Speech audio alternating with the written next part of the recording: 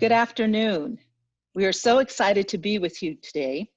I want to thank Pam Hansen and Christine Barkley for putting this panel together, and I want to thank Claudia for all of her great work. Congratulations on 50 years. This is Some Things Never Change, Living Your Core Values in a Crisis. We are going to do a number of things today, and this is just housekeeping. There will be a chat room for questions, and Pam will oversee that. We're going to have a discussion for 35 to 45 minutes with Q&A following. And we ask as you go along, if you have questions, put them in the chat room. We're going to ask you to do one other thing before I begin introductions, and that's just to put your core value in the chat room. It's my pleasure to introduce Joan Squires. She is the president of the largest not-for-profit in Nebraska, Omaha Performing Arts, for the past 16 years. She is the first and only president responsible for two major venues, Orpheum and Holland Theater. She's added more than $47 million annually into the city coffers. She's also been the creator of Ticket Omaha, which oversees all ticketing for local arts organizations. She has a tremendous community and education program ranging from IEBA, Disney musicals, Nebraska High School Academy, and she is deeply rooted in equity, diversity, and inclusion. Previously, Joan has been the president of the Phoenix Symphony, as well as the Milwaukee Symphony, and she currently sits on the board of governors of the Broadway League.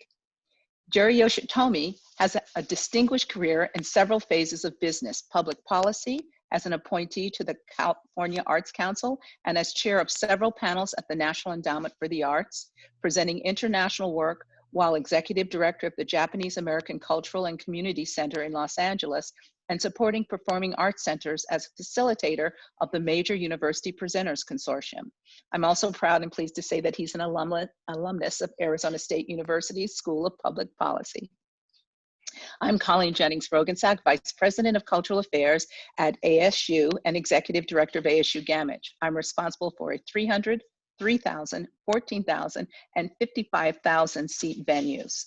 Everything from Broadway, all genres of music, art, film, theater, dance. I have been on the board of governors of the Broadway League, where I proudly serve with Joan. I also sit on the board of the Creative Capital, International Presenters, and I'm a member of MUPS. Here's opening remarks before we begin. We are in a crisis. We are in the midst of two pandemics, COVID-19 and racism. We are all suffering from PTSD as a result of these actions and the outcomes of these pandemics. Knowing that we've had to make difficult decisions involving staff reduction, furloughs, salary cuts, and outright eliminations of positions, and whether we are making those decisions or they are being made upon our friends and family, and we know colleagues across various industries are involved with this, we grieve.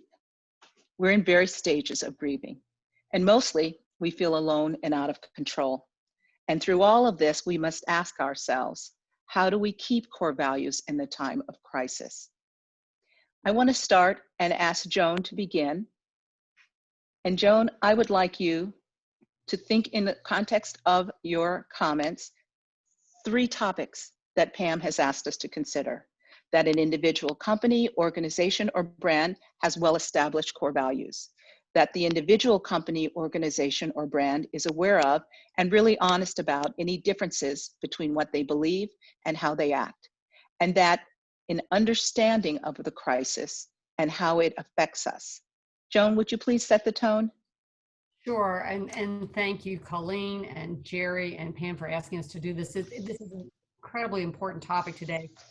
I'm really glad we're having the conversation because as I've defined it, we were all going down the Autobahn and the airbags went off and really found ourselves in a terrible place where, as Colleen referenced, so many of us have had to furlough or lay off our beloved employees and colleagues.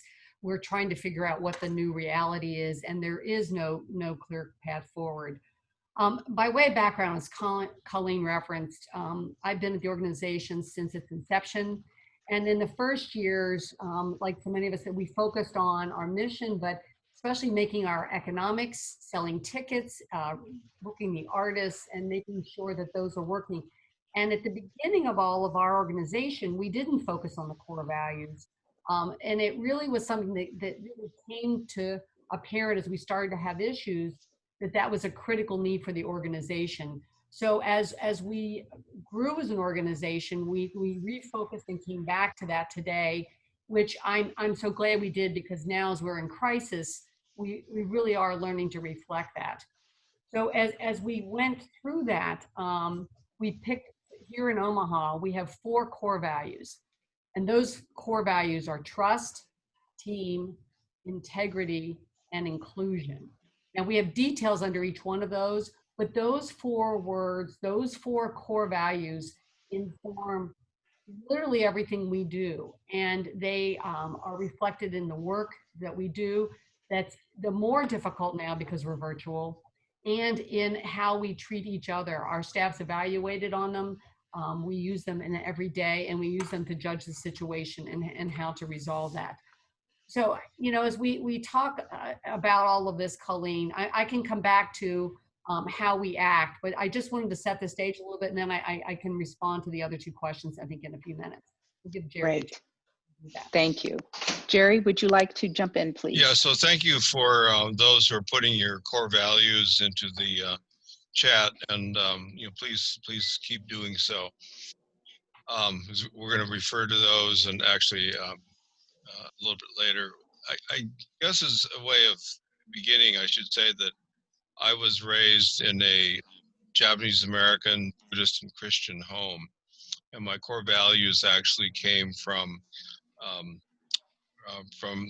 the rural values of my parents and grandparents, and so it had to do with, you know, taking care of each other, taking care of the land, respecting others. And I think, like many people, I went to college, and you know, probably mentioned have a master's degree, and in that first 50 years of my life was really about accumulating. And frankly, the core values got a little bit maybe not set aside, but maybe less visible, less shining bright in my life going forward. And in the last 15, 20 years of my life, I've actually been about the concept of second half of life, that I don't need to I don't need a better car, I don't need a bigger house, I don't need more clothing, and whatever it is. And so I think it becomes the idea of, I think that, to me, maybe the core values are the same, but the actions actually change as we go through different stages of our lives. And what I'll also say is that I think as a country, that it's really important as we go through this pandemic. For example, I know there are, we've been looking in the business pages, and you see this idea of a K-shaped recovery, that some of the wealthiest people in our country have not missed a beat, but many of the less fortunate people and many people in our industry are actually suffering, and something that of no fault of their own.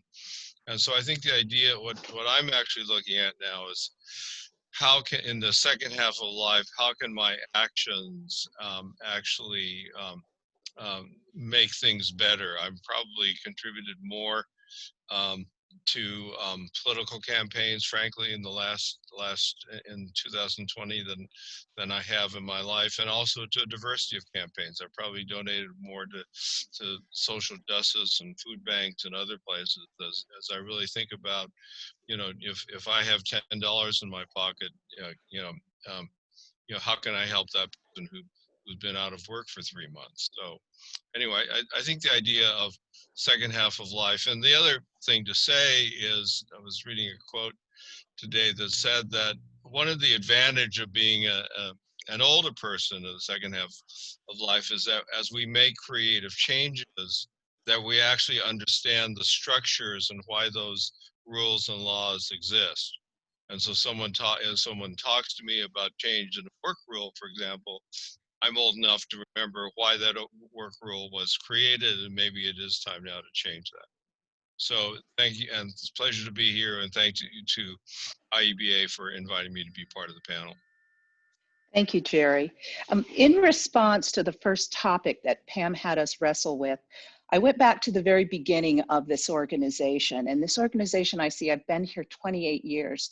And when I first came in, I looked at what the tagline was for the organization. And it said, proud to present it all. And I said to the staff, what does that mean? And they looked at me and thought, why did we hire her? She doesn't even know what that means. So we spent time recrafting what our core value, what our mission statement was. And we actually brought Jerry in to help us do that. So from the top to the bottom, from the bottom to the top, horizontally, we determined that connecting communities is what we value. And everything that we do connects back to the communities we serve. And it really acted as a way of how we looked at the artists we worked with, how we communicated out with people. And I would say now, in the time of the crisis that we're in, it has served us even more so. We actually went back and evaluated it as a team. And I would advise everyone to think about that, look at what your core values are, and evaluate that as a team. And as a team say, can we still, in this time of crisis, be true to it? I think the other thing is every single time we communicate, and Joan has done some amazing communication tools she's put together, which we have followed in terms of visual communication, we look back and say, in that communication, are we connecting communities? Are we connecting them back to us? Are we connecting them to each other? Are we connecting the artist in that? The other thing we had to look at is how, with this core value, are we behaving in this time of crisis? And I know we're going to address this a little further down, but there's a conflict of this is what we believe, and this is what we believe when times were good, and this is what we believe when times were maybe not so good, but now times have upended. So we needed to evaluate that. The other thing I think that's very important when you look at core values, it is one thing as a large organization, and it's one thing as an overarching body to say, this is what we value. We actually took time to work with the staff individually and say, what is your personal core value? And we brought in someone to help us with that. And then how does it tie back to the core values of the organization? So that people are pretty much in sync with what they value individually and what we value as an organization. So I think it's one of the things that helps in a crisis, especially when your team and your staff are looking to you for reassurance, are looking for you to go back to the core values. I'm going to ask us to go into the topic number 2, which I sort of tipped our way into it, that individual, company, organizations, or brand is aware of and really honest about any differences between what they believe and how they act. Joan? Sure. I think this is a really good question because how we keep our core values aligned, we're trying to figure out just how to keep our businesses open. That all of us are struggling of the path forward and how do we open safely? The targets are moving, the timelines are shifting, our artists can't work. And how do we continue to align that? Because the work is also virtual. So to manifest these core values and how your interactions are with your team, with your colleagues, with others outside your organization, and to keep the core values in a virtual environment, I think is more important than ever and more difficult than ever because of those interactions. One of the core values for us is certainly team. And I find that one probably one of the greater challenges is to keep them together in this environment, because you're asking a much smaller group of people now, in many cases, to do more work. And as we called it, we added to everybody's job description other duties as assigned, because right now it really is that. And though all of the people that remain are both grieving, as you referenced, Colleen, at the beginning of this, for their colleagues, and are expected to pick up the extra work in an environment where there's no clear path. So we keep talking about team, but sometimes I find it a real challenge to put into action is to make sure people are interacting in ways, because you don't have the trust and the integrity and the informal conversations in the cubes or in the offices. How do we do that online? And I think that to me is one of the things that we all struggle with, because you're having to develop different ways to interact and communicate so that it takes even more time to ensure that you're adhering to the core values. But we come back to them time and again when things get off, when our team isn't working well together because we're still trying to figure this out. We come back to the core values, and I have to tell you, they have really formed the complete basis of everything we've been doing in these last 7 months, even more than they did before. Great. That's great. Jerry? It's interesting as I'm looking at the core values for people. They actually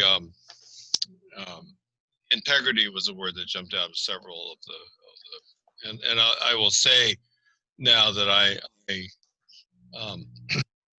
am pleased I'm not a CEO of an organization having to deal with the issues that Joan and Colleen, our colleagues, are dealing with on a regular basis. But yeah, I was actually thinking today about I was reading an article about ticket refunds and how long we, in a normal world, a concert gets, was paid for a concert, it gets postponed a couple months, we're going to keep your money, you get. Now we're talking about, long term, and I just, so I don't know what I would do if I was in an organization that I needed the cash from my patrons there to keep me alive, frankly, or whether, or what my policy would be on refunds. But I think that these times provide us the opportunity to have really good conversations and to really encourage everybody, because I was talking with a box office person the other day who did not agree with the policy of what they were having to say to the customer, right? And they needed to keep their job, and so they, and so I said, well, have you had a conversation internally why, not that there's any right answer here, but how do we deal with issues of integrity going forward? And I think that the my staff used to say to me when we had a really tough decision point, they said, that's why you get paid the big bucks, right? And in this situation, I know that, almost everybody in the field, their big bucks are less than they were 6 months ago. But, but it's the idea of what does leadership mean in these days? And I think that, what I've seen from Joan and Colleen is, people really stepping up and really sort of addressing these things, talking about core values, even willing to be on this call today. And I see a lot of our colleagues, frankly, ducking the conversation. Mm-hmm. And I think it becomes the issue of we really have to, to talk about what this means, coronavirus in the time of, of also concerns about racism, right? So how do we, and I think part of this is actually, the last thing I want to say about integrity is, I think that to the most part, the people on this call, I think, represent, and their businesses represent integrity. That people can know that if I put my money down for a ticket or I sign a contract for an artist, that artist is going to give me a great show, those kinds of things. And I think probably one of the more important things that we need to protect here actually is the perception of integrity. And I think that's something as a field, I think that we really have to look at. And looking at other organizations, are we as a field joining together to support, social justice, go Lakers. I'm a very proud Laker fan, but the fact that the folks in the NBA really stood up and jeopardized their livelihoods and wouldn't go forward, I think it was a really important thing. And so I actually think about what are we doing as a collective field to address some of the injustices that exist around it. That's great, Jerry. I think that everything that Joan and Jerry have said it's 100% correct. And the time of questioning ourselves this is a good time to do that, more so than ever before. I look at budgets and policies as moral documents. So when we go back to core values, every time a TD says to me, we need XYZ, I think, okay, how is that XYZ going to help us accomplish our core value? when our education team says, we got this new program, okay, so where is that with our core values? And that knowing that a budget really will tell you what an organization believes and doesn't believe. And it is very tough now that Joan knows, we wake up every morning going, we're not putting anything in the coffers. Oh, that show we were going to have now, we've leapfrogged it to January, hoping we would open it, or we've begun a digital program, but we haven't quite figured out the ticket value of a digital program. I also think in this time of where our core values impact our businesses is our relationships with booking agents and artists and talent agencies, because when the pandemic hit, and Joan and Jerry and I know this firsthand, one of the first cries was force majeure. And people who cried force majeure, it just meant, I'm saving my budget, but I'm not paying you. So it means the artist, the talent agency, or the booking agency or the independent producer was taking it on the chin. So one of the things we did was everyone that we had signed a contract with, we paid. We figured out how to do it. We took a loss. We understood what it meant to do budget deficit building instead of budget enhancement building. And so I think one of the things we have to look at today is that contractual relationship in our business.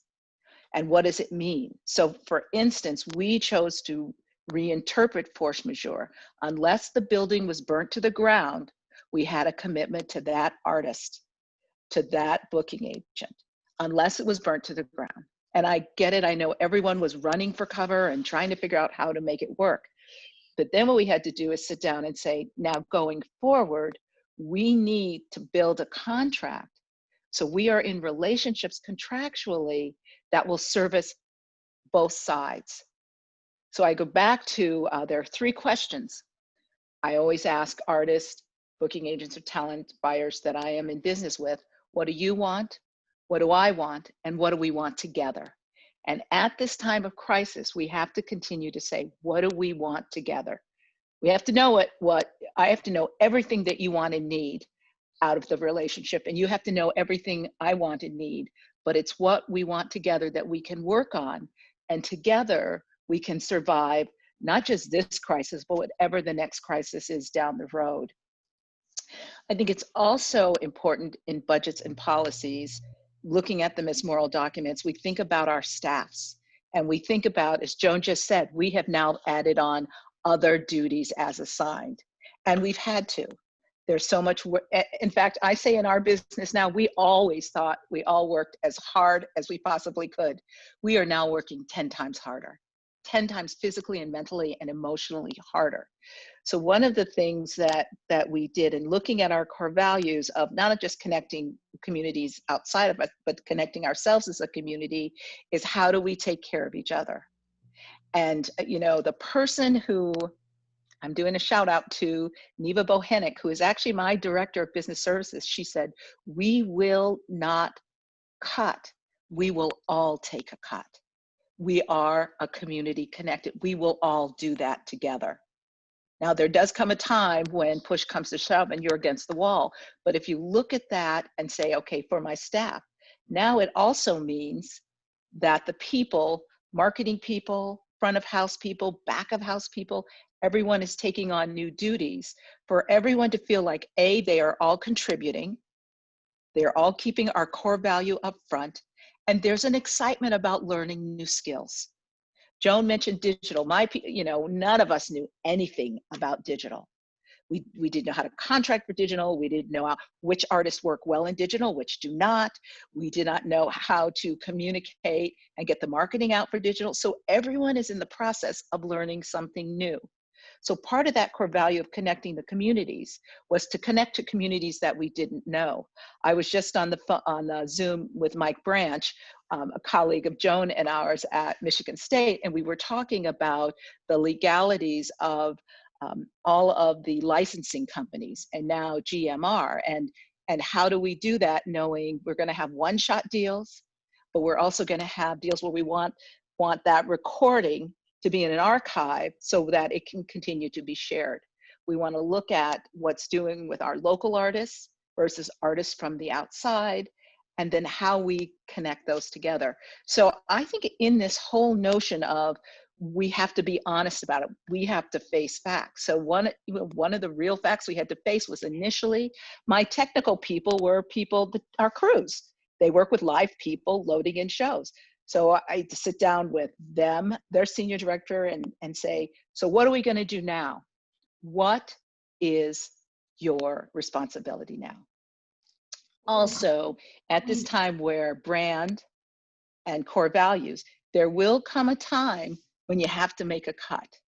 So every time we have a staff meeting, which is monthly, I meet with my senior people twice a month, that we talk about where we are financially. We were fortunate to have an emergency fund, and I said, I can get everybody through this fiscal year.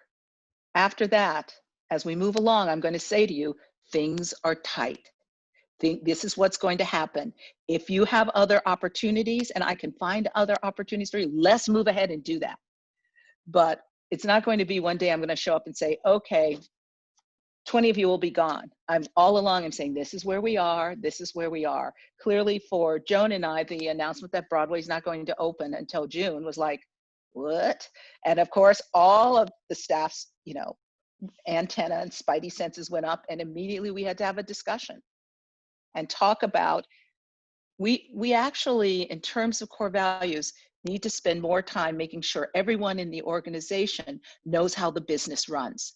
Because now they can't depend upon Joan to know everything and make the business run and be confident that that's okay. Now it's everybody's job to understand it, and everybody's job to hear, here's financially where we are.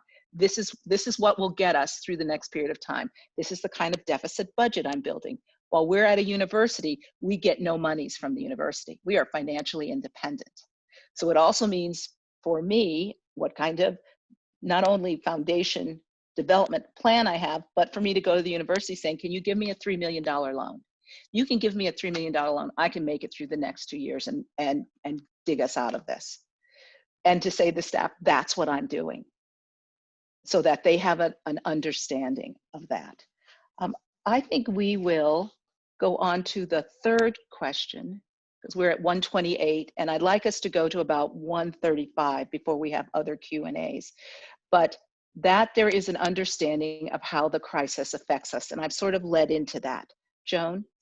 Sure. I have a friend who's a consultant, and she did something the other day, and I'm going to either steal or borrow it.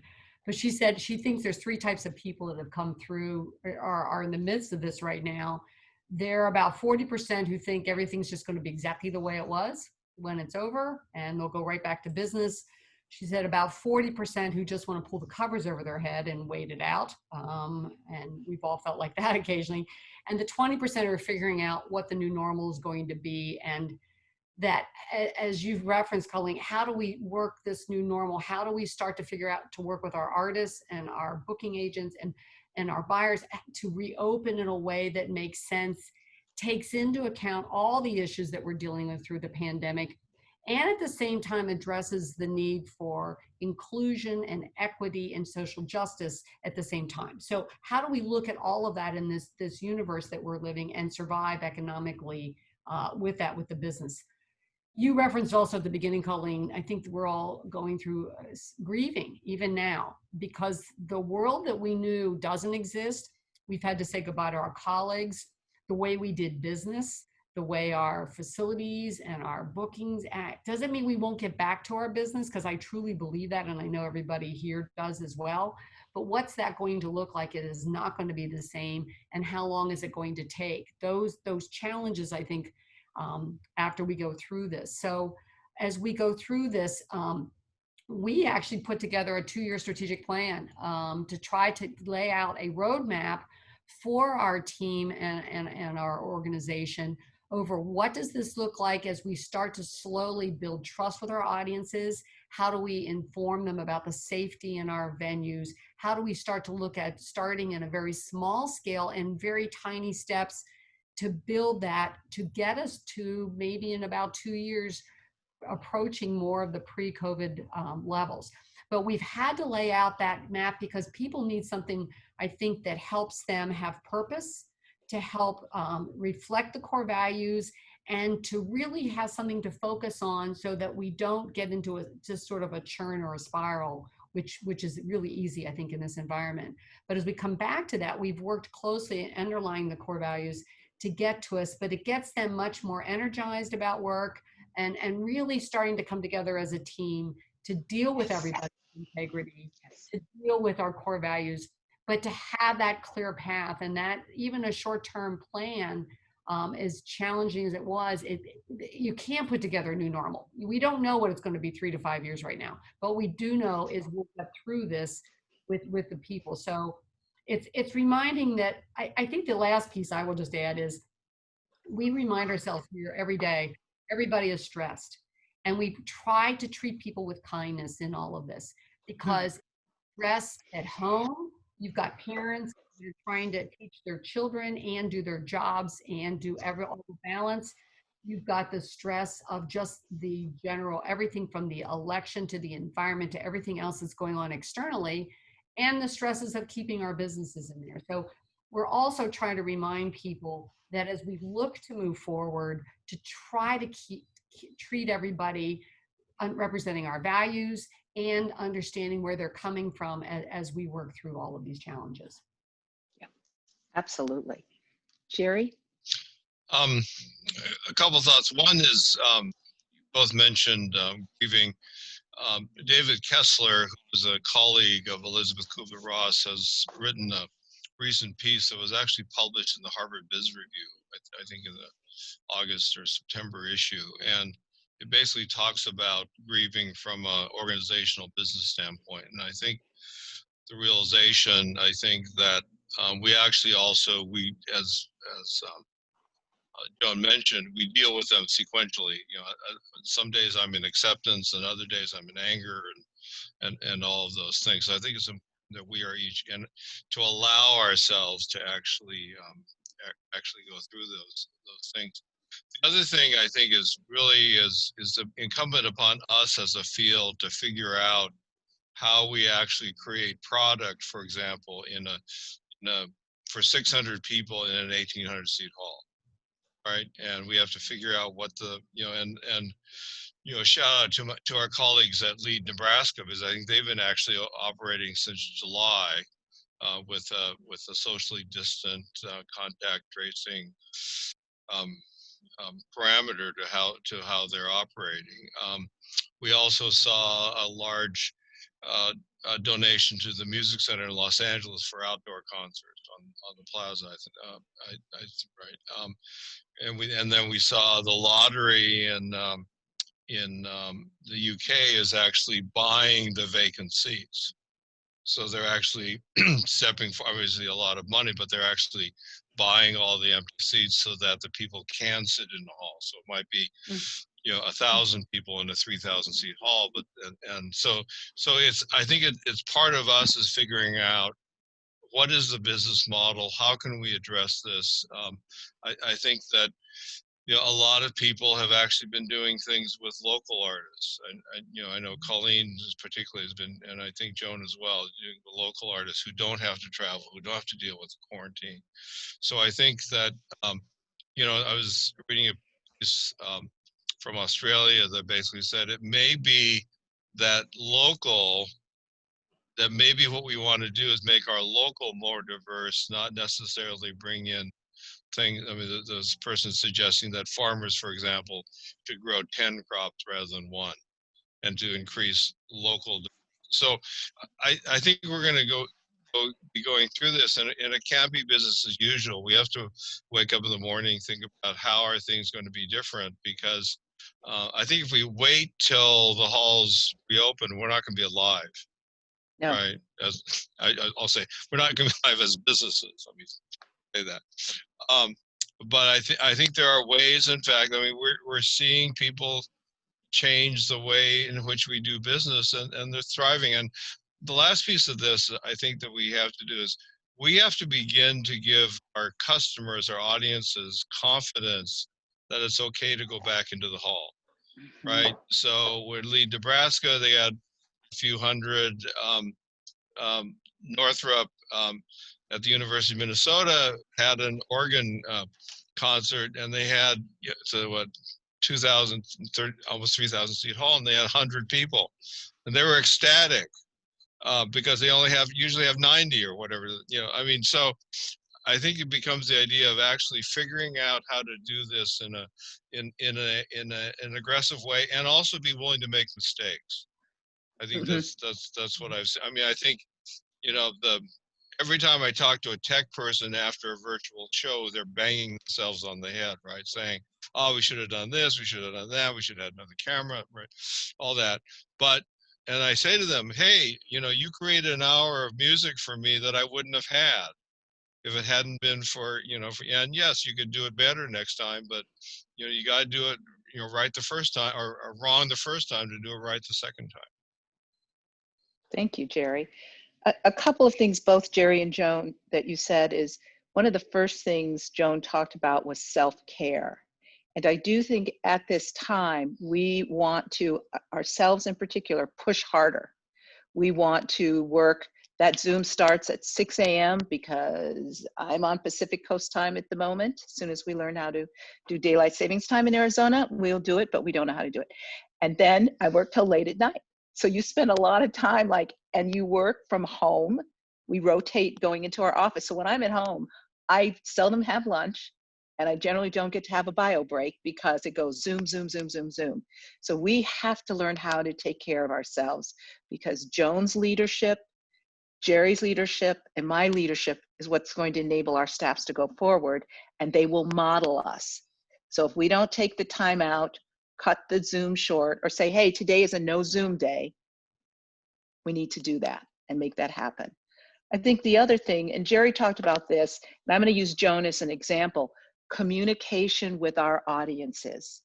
Joan did this amazing, which I totally stole, this amazing presentation with having herself, the president of Broadway Across America, a booking agent, and a producer talk about the business for the community, for the audiences. And I tuned in. It was great. She put it all together, and then it went out to everyone, and it was live, and people had a sense of, oh, I know what you're going through now. I know what this is about, instead of, we're just moved your dates or what have you, because our audiences will say to us, I have donors who live in Newport Beach or have another house there, and they called me and they said, Colleen, when you say it's okay to come back to the theater, we're going to come back to Arizona. But in the meantime, we're staying at our beach house in Newport. So they're looking at us to say, it's okay to come back. And in this film that Joan also did, she also did what protocols are in place. So people know touchless tickets, touchless restrooms, touch everything but touching the heart. You still get to touch the heart, but everything else becomes touchless. So your community goes, you're looking out after me. It's not just about the dollar, which is important. It's about me. So I think communication is really important. And then I also think the notion, like in Britain, they say hope is a killer or something like that, that I've learned about British football. But hope in our case isn't. So when Joan says, look, we're going to look for, there's going to be theater. We are going to have it. So what you just have to do is stay with us till we get to that point, and also help us along the way. So one of the things that we've said is, we want you to not only believe in our hope, we want you to be a part of it. So during this time of the two pandemics, we actually raised money to refurbish our back of house dressing rooms. So we say we want our artists, when they come back, to feel special and feel welcome. And guess what? We raised the money, and it was quite a lot of money. We're now in a reopen the stages because we were not able to keep our house open the whole time. And we sent out, I did a film, and we sent out all of these things that said, you can be a part of the hope. And guess what?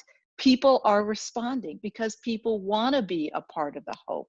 And Jerry, whether that is politically part of the hope or culturally part of the hope, it is one of the things that we have to continue to keep in mind, that we are not alone, that there are other people pulling for us, because their lives matter to us, and they know that to find meaning and to find joy and to find relief from this craziness, they're going to get it at Omaha Performing Arts, at ASU Gamage. They're going to get it there. So I think that is an understanding of the crisis and where we are. And I know it's 1:40. So Pam, I'd like you to throw some questions at us. Hey, everybody. So this is from Jared, and his question is, my organization is embarking on the creation of a 2-year strategic plan specific to our survival and this situation. What tips do you have? I'm going to ask Joan to jump in on that one. That is what we did. And I have to tell you, as we put it together, it's what Colleen has referenced to, and Jerry, there's a couple of parts to it. One is to rebuild the audience trust in all of us, and it's the communication. It's how do we reopen safely? What does that look like? We started to do performances, I call them in crop circles out on our lawn, so that people are separated, that we start small and build very slowly over that time. It's also economically, how do we start to look at the things and invest at the beginning that may not make as much money, but that rebuilds the trust, starts to engage some of the artists so that we can work our way back up to full capacity, because that's really where we all need to be. So the plan really had a number of areas, both economically and artistically, to try to get our audiences re-engaged, to make sure that we're starting to compensate our artists again, and how can we do that we're all in that together. We also have, as part of our plan, though, is the groups that we've been working with, as well as trying to do some of the lobbying outside, which was with Save Our Stages, some of the efforts nationally and locally that we've come together in colleagues in new ways, which has been really, I think, gratifying and fascinating that groups of us that have not had a chance to work together are doing that. But back to the plan, we really did just outline with the senior team what were the different steps that it would take over 2 years to get to that stage in very small increments. And we knew it was going to take a lot of time to rebuild this. And Joan, I would just add to that, in our recovery plan, we also considered the fact that digital has now become an important part of who we are. And so that gets built into that. We also are very seriously considering travel. And it's remarkable how everyone who is listening here and everyone on this screen at the drop of a hat will be on a plane and going to London or going to Tokyo. But the notion of the Zoom world, it may not be as intense as this, but it will offset some of the travel that we have to do. Also, we began to say in our plan, which is I think more of a 3-year plan, we're setting aside money. So for every dollar we spend, we're setting aside our emergency fund. And we had an emergency fund, but it was nowhere near big enough. So that's actually part of our plan, and I would encourage you to look at that as well. And I do think that for those of us on the road and are not in major metropolitan areas, we look at what kinds of things do we need to do to keep our staffs engaged. Because here in Phoenix and here in Arizona, for instance, the Science Center laid off 100 employees. Most cultural organizations can't, if tomorrow there was a vaccine and we could open, they couldn't open. Because we live in a smaller city, those individuals chose to go elsewhere. So part of skill building and skill raising and how we rebuild a staff is going to be really important to us as well. Jerry, anything you want to weigh in on this? Yeah, the one thing I would say is, I think actually, as we look at our core values, to actually look at the needs of our audiences, because they are actually sitting at home, not able to come out. If they're in a high risk group, the likelihood of them ever coming out is, and so I think the question is, what are we doing to provide experiences for them? And, there was one of the university presenters had someone call who's in their mid 80s and said, I stopped buying season tickets a few years ago because I couldn't come, but now that you're doing virtual programs, I'm there, and and I'm sure that there'll be a donation or something from that family at some point. And so I think the idea of actually thinking about the needs, it's normal to think about our own needs first. You know, it's a sort of human survival. But I think about thinking about the needs of our audiences. I think one organization actually just had their box office people who were not processing orders. Actually, they just got on the phone and started going down the phone list and calling people. And they say, "Are you asking for money?" I said, "No, I'm calling from the, XYZ center, and I'm just trying to see how you're doing." And, so I think some of those kinds of things, I think, are ways in which that, we can actually think about these people who I think are very loyal to, to our center. I mean, you've touched their lives already, and they want to be there if we give them the opportunity. Yeah, and Jerry, I think for us, that's what we've done from both virtual and these small performances, is to continue that connection. And we've heard that from our audiences. We can't disappear on them. We just can't go radio silent and expect whenever we're starting to gather again that they're just going to show up. It's the virtual, it's those phone calls reference. It's how do you do small performances? We had an artist drive down from Milwaukee a week ago, and we may have had 70 people in a hall that seats 2,000. It was okay, because we're starting to do some things, socially distanced in a safe way, to just show that we're trying to take care, start to have some of that live experience. And I have to tell you, it was as thrilling as anything I've been where we've had a packed house and a standing ovations, just to have live music. I don't know who was more excited, the artist or the 70 people in the audience, or those of us who work the show. It just to come together again, but to keep those connections going. And again, it goes back to some things we talked about originally with core values, purpose and mission and connection and experience that we're all here to do. And I think, Joan, that's a wonderful point, because at the same time, Jerry, we take very good care of our centers. We are also connected to a cultural community. And so one of the things we found in this crisis time is not only does the Arizona Cultural and Science leaders meet, but we talk about how do we help each other. So we're looking at building a stage. The ballet came to us and said, we need to have more than 50 people. So what do you think about a stage in the stadium and people can sit and spread out?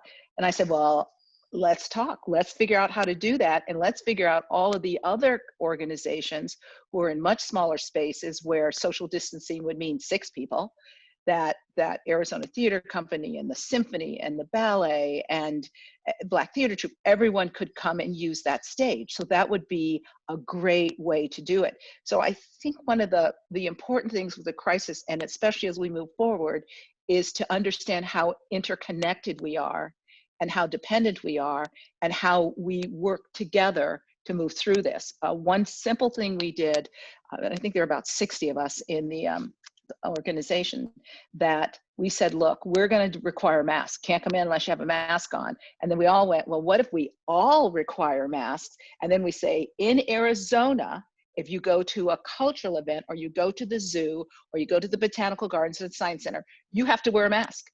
And it was signed by every one of us who lead those organizations. And we took an ad out in the paper to do that. So like, not one of us got hard hit by it, by the press or by political beliefs or by our own boards. And so that notion of partnership, moving us forward together, will really make a difference, and more organizations will survive. I've been told that 14,000 cultural organizations will close their doors by December. And that just means it weakens the ecosystem. So we have to be equally concerned about that. Do we have another question, Pam? We do, Colleen. And this is from Trish, and it has to do, I think, with compromise. Her question is, how do we balance fairness and risk in today's world? Ooh, good question. It's a good one. It's a goodie. Who wants to jump in first? Why don't you, Colleen? Well, Good job, Joan. Good job. Thank you, Joan. Because I do think risk is so important. And it is the one thing that easily could be wiped out because of crisis, that you don't risk. But part of a core value of connecting a community is you connect on many levels. And so you say, I'm still going to do some risk, but I also know that people are going to need comfort food. They're going to need that food that says, I love Broadway show tunes. So I love having classics. But at the same time, this is not like a fair risk thing, because Hamilton is hardly a risk. It's more money in the bank. But I also think it's important to have what the Constitution means to me at a time when we're looking at different things, to have Heidi Scheck's play and have people do that. So you have to balance. And compromise is a good word, but I think balance is a better word, because we're still going to be true to who we are, and we're still going to figure out what also will sustain us financially, and also keep our audience members coming in.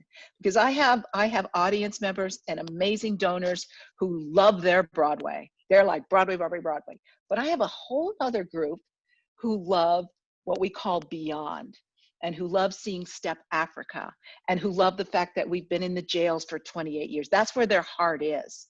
So it is about this balance, but I do not say give up risk, do not. In a short story, Taylor Mack and I were talking about it, and I don't know how many of you know Taylor's work, but he does such amazing work, and he does it in drag component, and he did this amazing 24-hour music cycle. And we were talking about, well, what kind of work should you be doing? And he goes, I only work with people live. This is really awful. And then he thought about it for a moment. He said, I've been wanting to do a Christmas album, and maybe I make it a live Zoom sort of a thing and figure this out.